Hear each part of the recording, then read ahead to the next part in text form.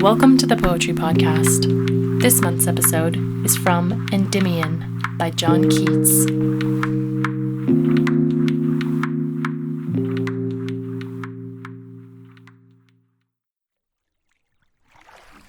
A thing of beauty is a joy forever. Its loveliness increases. It will never pass into nothingness, but will still keep a bower quiet for us and sleep full of sweet dreams and health and quiet breathing.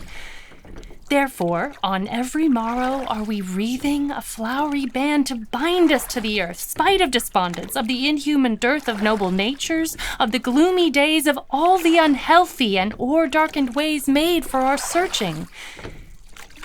Yes. In spite of all, some shape of beauty moves away the pall from our dark spirits. Such the sun, the moon, trees old and young, sprouting a shady boon for simple sheep. And such are daffodils with the green world they live in, and clear rills that for themselves a cooling covert make against the hot season. The mid-forest brake rich with a sprinkling of fair musk-rose blooms. And such too is the grandeur of the dunes we have imagined for the mighty dead. All lovely tales that we have heard or read. An endless fountain of immortal drink pouring unto us from the heaven's brink. Nor do we merely feel these essences for one short hour. No, even as the trees that whisper round a temple become soon dear as the temple's self, so does the moon. The passion poesy, glories infinite, haunt us till they become a cheering light unto our souls and bound to us so fast that whether there be shine or gloom or cast, they always must be with us, or we die. Therefore, 'tis with full happiness that I will trace the story of Endymion. The very music of the name is gone into my being, and each pleasant scene is growing fresh before me as the green of our own valleys.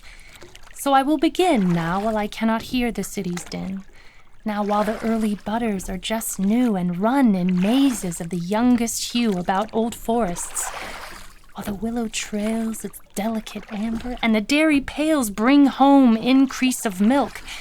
And, as the year grows lush in juicy stalks, I'll smoothly steer my little boat for many quiet hours with streams that deepen freshly into bowers. Many and many a verse I hope to write before the daisies rimm'd and white hide in deep herbage. And ere yet the bees hum about globes of clover and sweet peas, I must be near the middle of my story. Oh, may no wintry season bare and hoary see it half finished, but let autumn bold with universal tinge of sober gold be all about me when I make an end.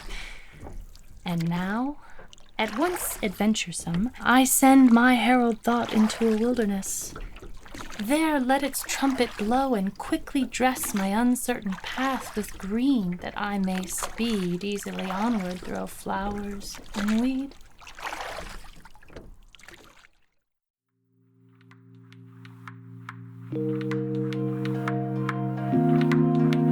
This episode was directed by Caitlin Owenbrink. Thank you so much for listening to the Poetry Podcast.